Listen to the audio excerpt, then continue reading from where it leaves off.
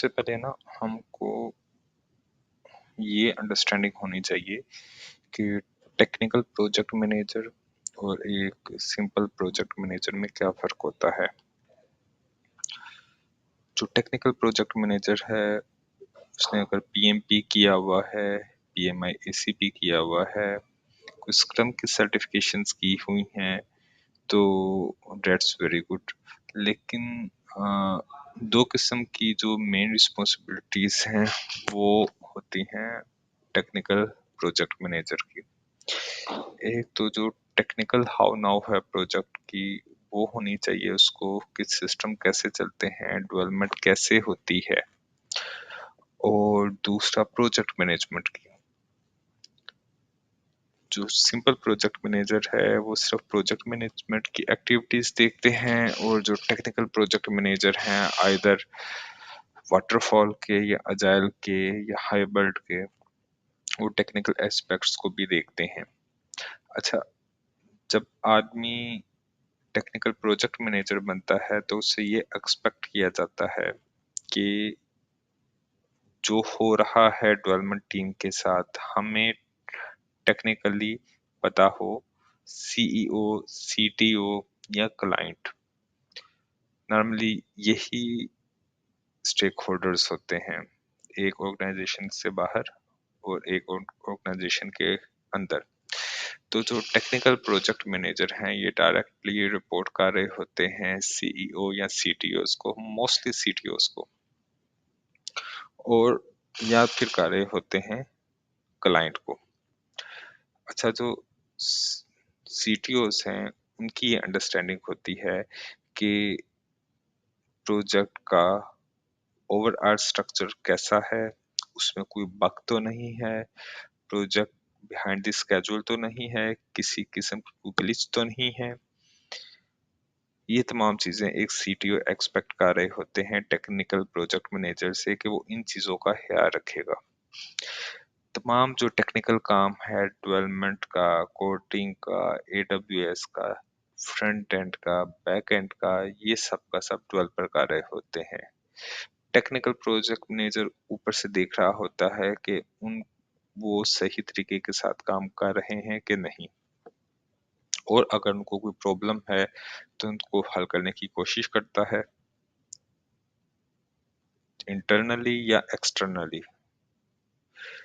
अच्छा, और जो क्लाइंट है वो क्या एक्सपेक्ट कर रहे होते हैं कि जो रिक्वायरमेंट वो दे रहे हैं वो टेक्निकली अच्छे तरीके के साथ जो टेक्निकल प्रोजेक्ट मैनेजर है वो डेवलपर्स को बता सके। फॉर एग्जांपल लॉगिन का एक पेज बनाना है तो क्लाइंट ने तो कह दिया यार मुझे एक पेज चाहिए जहां पे मेरे यूजर आके साइन इन कर सकें। ठीक है, उसको टेक्निकल कैसे कन्वर्ट करना है, और यूज जो डेवलपर्स हैं उनको अगर कोई क्यूरी है तो बेस्ट अंडरस्टैंडिंग के मुताबिक और क्लाइंट की रिक्वायरमेंट के मुताबिक उनको बताना, ये टेक्निकल प्रोजेक्ट मैनेजर का काम होता है। सबसे अहम काम उसका होता है कम्युनिकेशन का।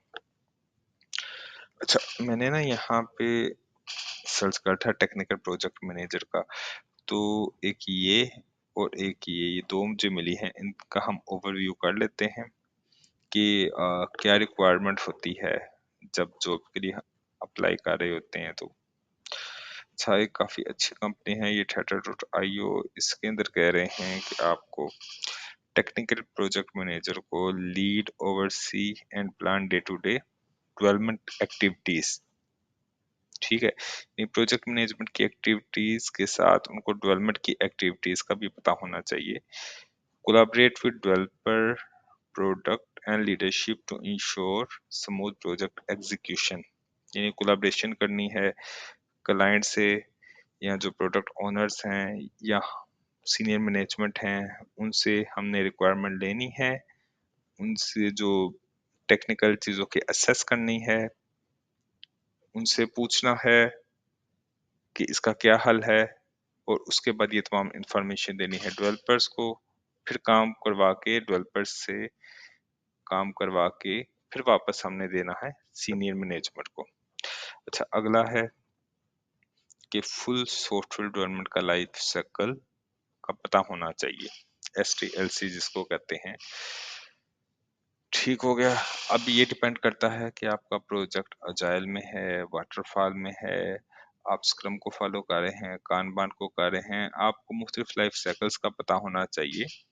और ये भी पता होना चाहिए कि यहाँ पे इस सिचुएशन में कौन सा बेहतर रहेगा। अच्छा, उसके बाद technical issues, please provide guidance and resolve technical issues when required. तो ये उसी वक्त होता है जब आपका कम से कम 3 साल का एक्सपीरियंस होता है, आपने कोई 3-4 प्रोजेक्ट अपने हाथ से गुजारे होते हैं, तो आपको पता होता है टेक्निकल इश्यूज का। ये आपने हल करवाने होते हैं, खुद नहीं करने होते हैं, क्योंकि जो आपके सोल्यूशन आर्किटेक्ट्स, जो सीनियर डेवलपर्स होते हैं, उन्होंने ही चीजें करनी होती हैं, आपने सिर्फ मैनेज करना होता है as a technical project manager. ये प्योर प्रोजेक्ट मैनेजमेंट का है, ensure timely delivery according to project timeline. अच्छा, उसके बाद है कि इम्प्रूवमेंट्स जितनी भी हैं प्रोसेसेस में और प्रैक्टिस में, वो आपको करनी चाहिए। लेकिन ये ऐसा नहीं होता, नॉर्मली जो ऑर्गेनाइजेशन के नॉर्म्स वगैरह होते हैं, ऑर्गेनाइजेशन का जो एक वर्किंग पैटर्न होता है, उसके मुताबिक ही चीजें जा रही होती हैं। ये सबसे अहम है कि communicate progress, risk and solution to stake holders. जो टोटल टेक्निकल प्रोजेक्ट मैनेजर है, वो इस चीज के अंदर 90% उसकी जॉब ये है कि उसने कम्युनिकेट करनी होती है डेली या वीकली या बाई वीकली या मंथली प्रोग्रेस, रिस्क और सॉल्यूशन। एक बात ध्यान में रखिएगा, कभी भी आप प्रॉब्लम लेके क्लाइंट, CTO या किसी और स्टेक होल्डर के पास नहीं जाते। As a technical project manager आपसे ये एक्सपेक्ट किया जाता है कि आप जो कोई प्रॉब्लम आई है और आप खुद उसको मैनेज करें।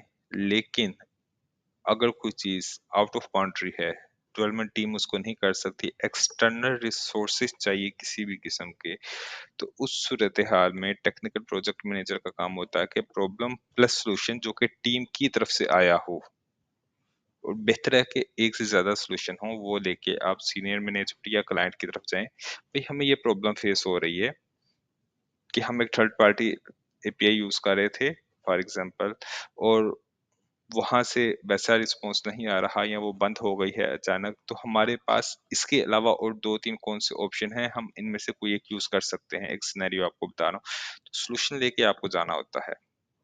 अच्छा, बाकी ये है कि आपको बेसिक अंडरस्टैंडिंग होनी चाहिए प्रोग्रामिंग की, ETC ब्ला ब्ला ब्ला, मेन चीज यही थी। अच्छा, दूसरे को देख लेते हैं। ये है हमारे पास एक सिस्प्रिक्स LLC, ये भी एक रिमोट जॉब है। अच्छा, इसके अंदर क्या करते हैं भाई साहब के रिक्वायरमेंट क्या है इनकी,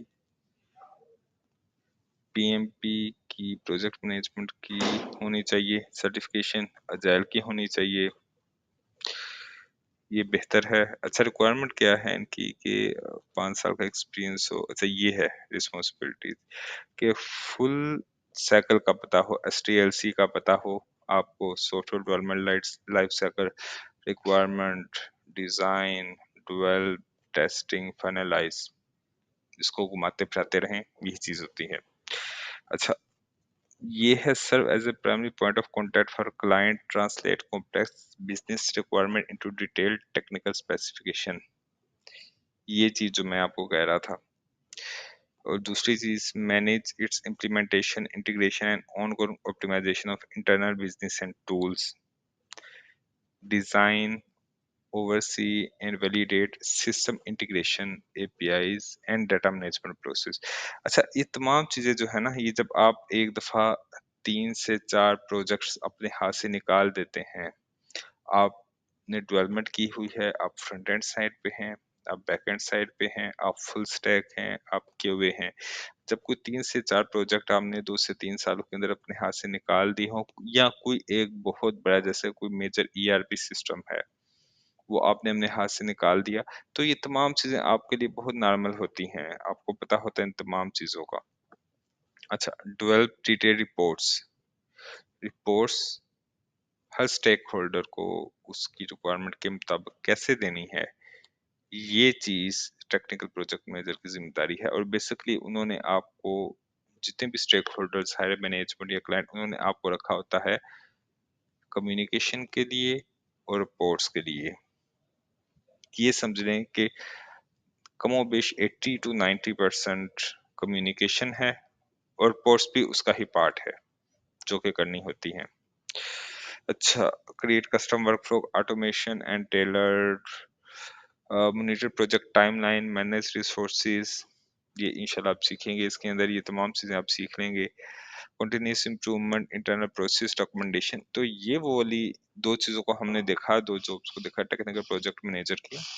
तो ऑलमोस्ट वही चीजें हैं जो कि हम इस कोर्स में करेंगे।